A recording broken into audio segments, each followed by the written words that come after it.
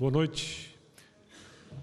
Me pediram para fazer uma pequena reflexão aqui sobre alguma coisa envolvendo a temática do Congresso. Eu gostaria de sugerir alguma coisa não tão devocional assim, mas talvez um pouco mais provocativa em termos daquilo que significa o que nós poderíamos chamar de reconstrução histórica, já que um dos aspectos que nós estamos vendo aqui com o Dr. Gonçalves tem a ver exatamente com isso.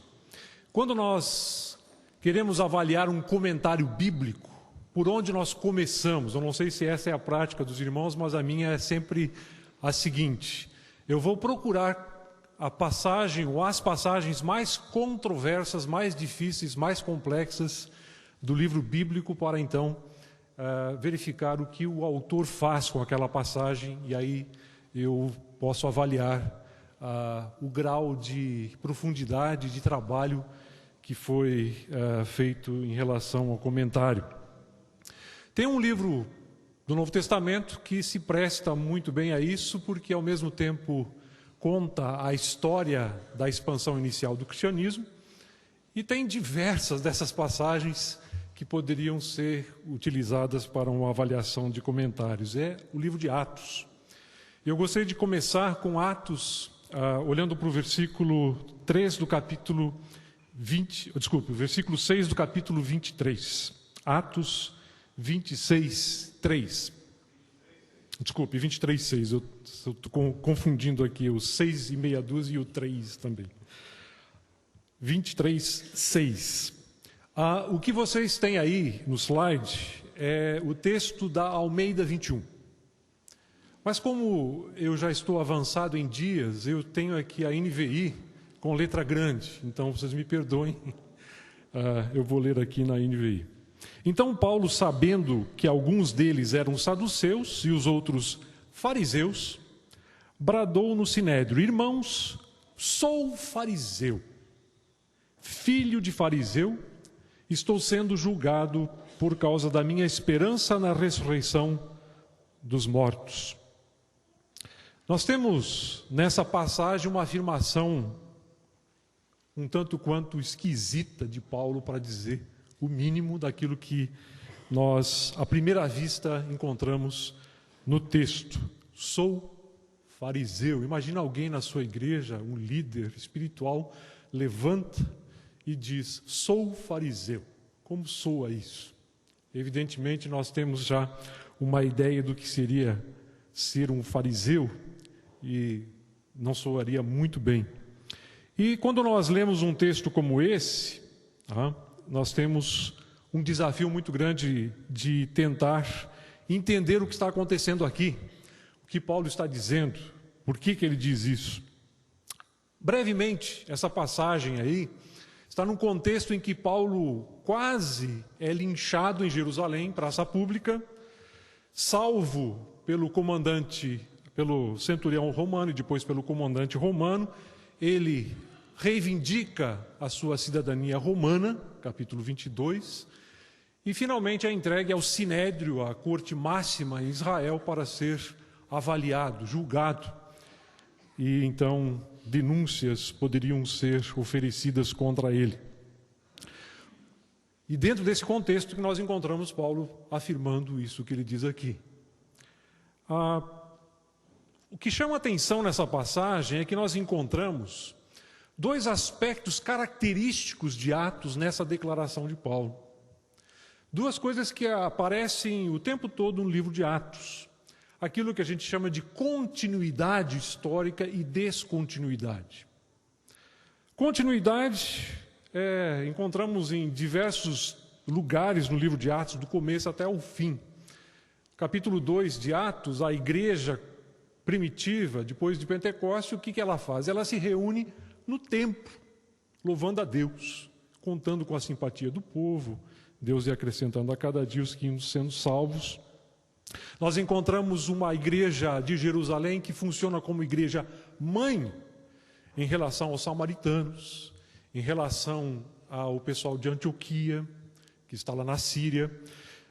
Uma igreja que se reúne no capítulo 15 para decidir quanto à questão da evangelização dos gentios e a guarda ou não da lei. Portanto, temos aí um aspecto de continuidade interessante. No capítulo 15, por exemplo, nós lemos aí que Tiago, que é pastor em Jerusalém, citando Amós capítulo 9, fala sobre a conversão dos gentios como o erguimento, o reerguimento da tenda caída de Davi.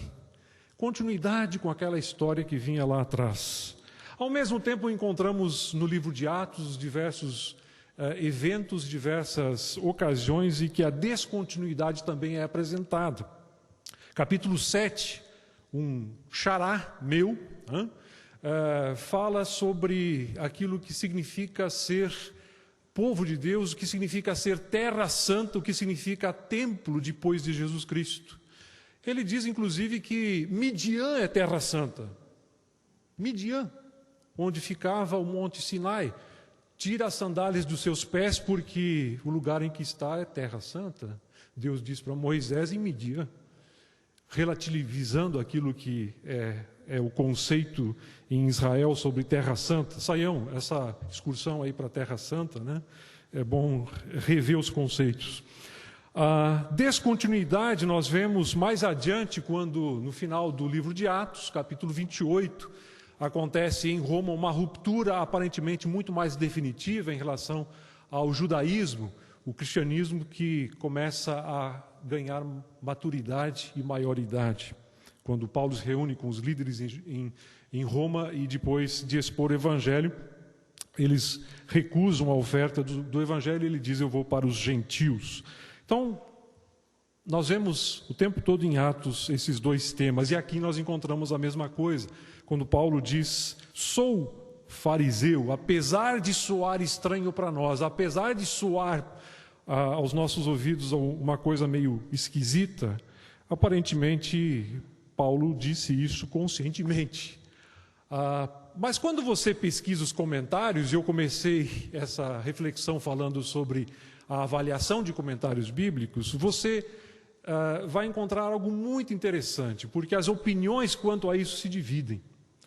Você tem, por exemplo, um comentarista alemão, Henschen, que escreveu um comentário importante no final dos anos 1970, dizendo que Lucas não é muito preciso ao narrar o que aconteceu aqui com Paulo em Jerusalém, porque ele tem a intenção de estabelecer uma continuidade entre judaísmo e cristianismo.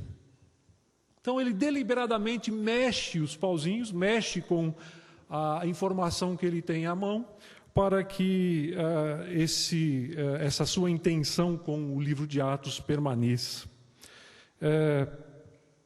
O interessante é que Lucas parece estar na contramão dessa opinião do Henschen, porque, por exemplo, aí no começo desse capítulo, Paulo, diante do Sinédrio, ele acaba não reconhecendo o sumo sacerdote, que manda que alguém lhe dê uma bofetada, e ele fala contra o sumo sacerdote uma palavra dura, aparentemente ofendendo o sumo sacerdote.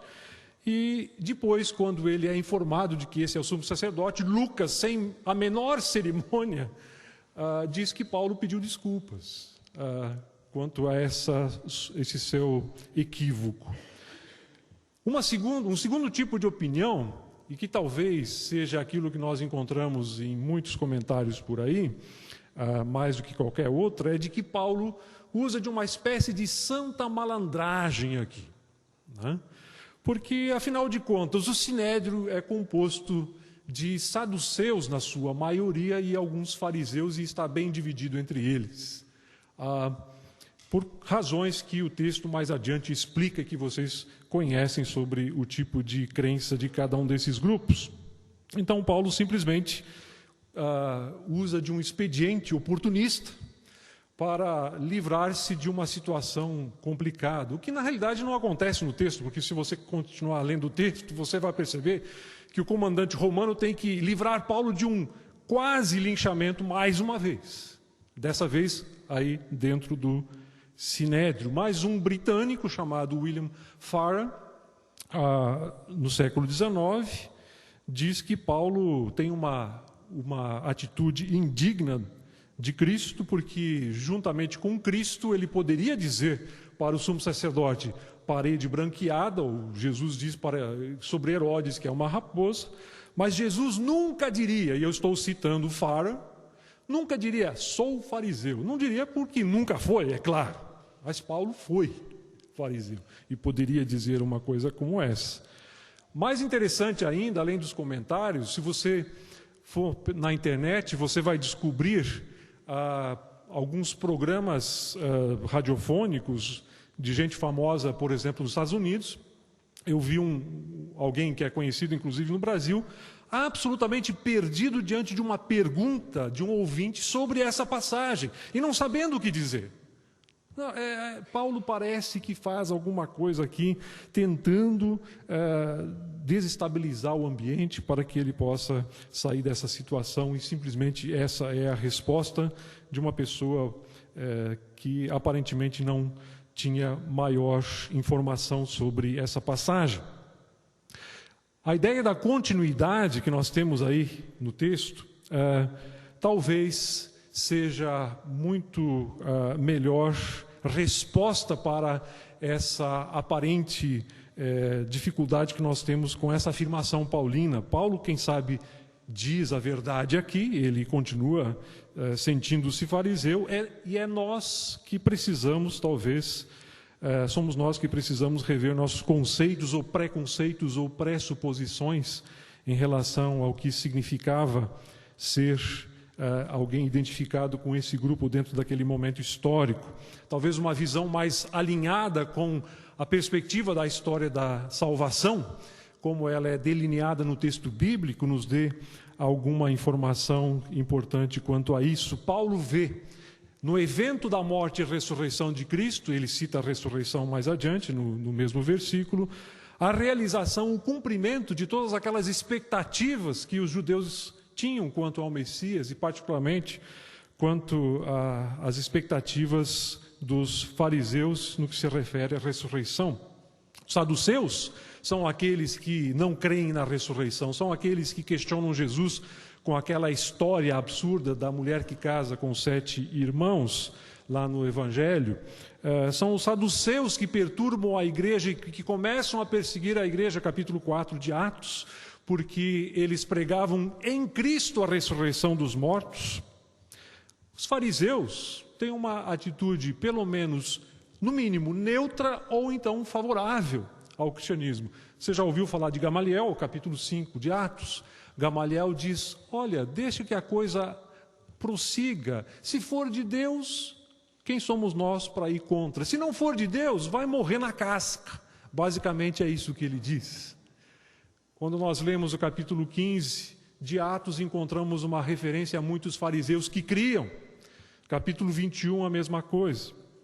Quem sabe o problema não está com Paulo dizer sou fariseu, está conosco e naquilo que nós entendemos que ele quer dizer aqui ou não quer dizer.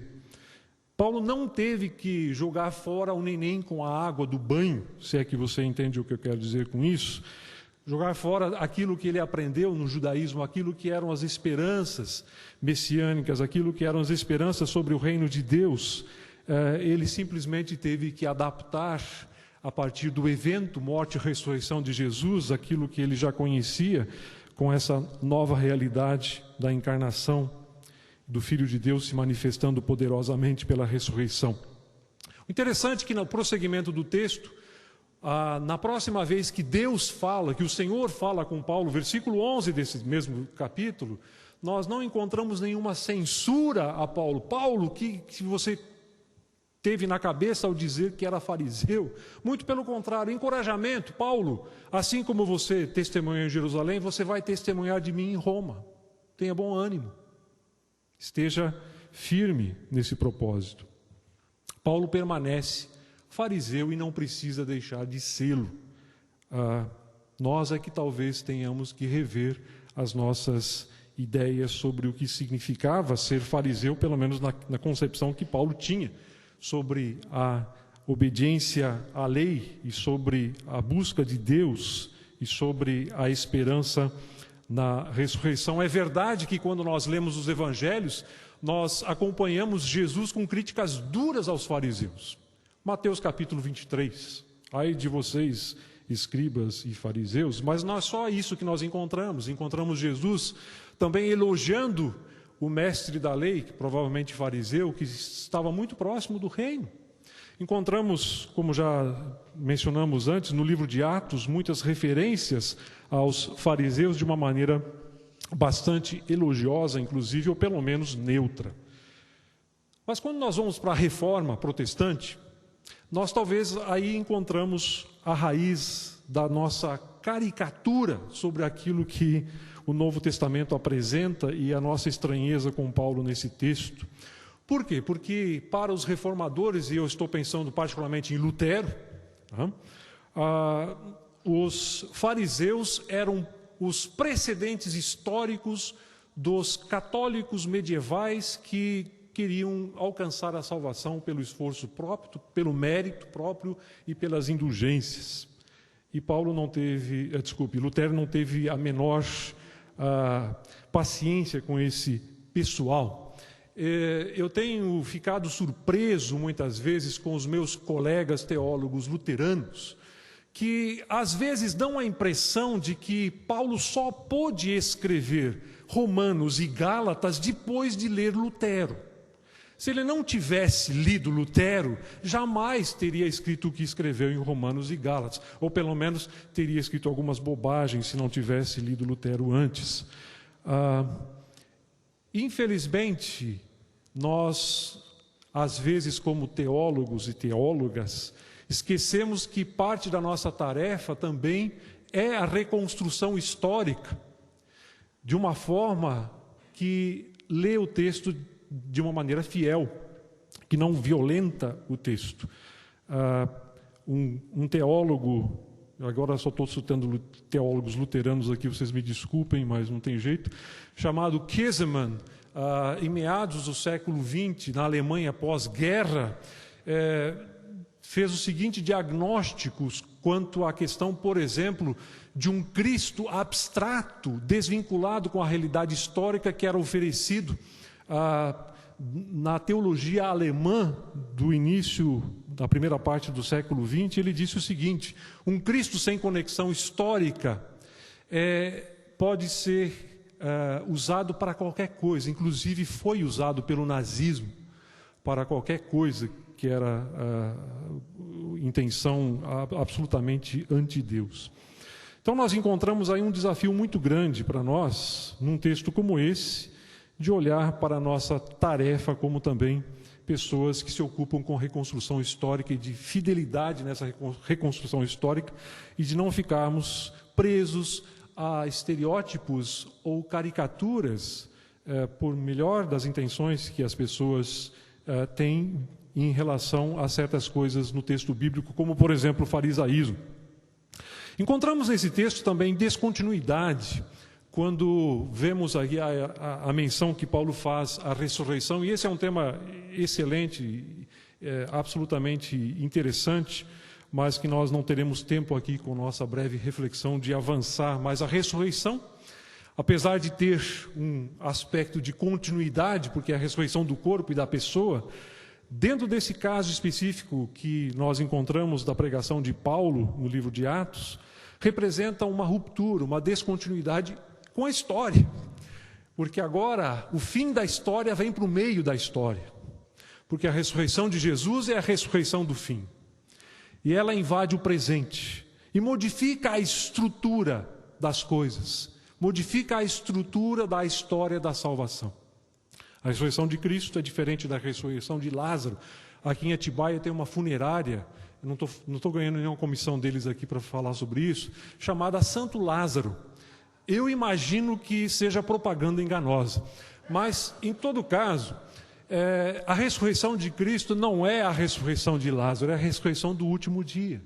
Ressuscitou para não mais morrer. Lázaro tem 2 atestados de óbito, Jesus não tem, tem um só. Descontinuidade com aquilo que é o que nós conhecemos. Francis Fukuyama, em 92, escreveu sobre o fim da história. Paulo lá pelos anos 55, 56, escreveu sobre o fim da história em 1 Coríntios capítulo 10, versículo 11, quando ele diz que os exemplos que ele cita para os coríntios do Antigo Testamento são para nossa instrução sobre quem os fins dos tempos chegaram. Nós já vivemos no fim da história, no capítulo final daquilo que Deus tem reservado para o ser humano e para o cosmos. E esse é um tema que o livro de Atos apresenta de uma maneira muito interessante. Desde o capítulo 2, o discurso de Pedro no Pentecoste trabalha especificamente sobre isso. Mas esse é um assunto para outra ocasião.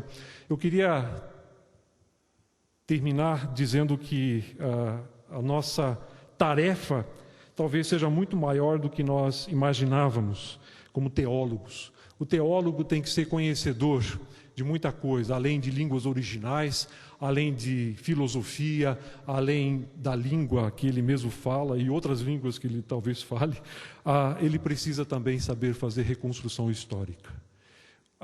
Ser contador de história, que inclusive está na moda hoje em dia, essa ideia, e que é muito salutar, a Bíblia é um livro de história, mas ao mesmo tempo ser fiel ao contar e recontar a história que nós encontramos no texto bíblico. Que Deus nos abençoe com esse propósito também. Amém.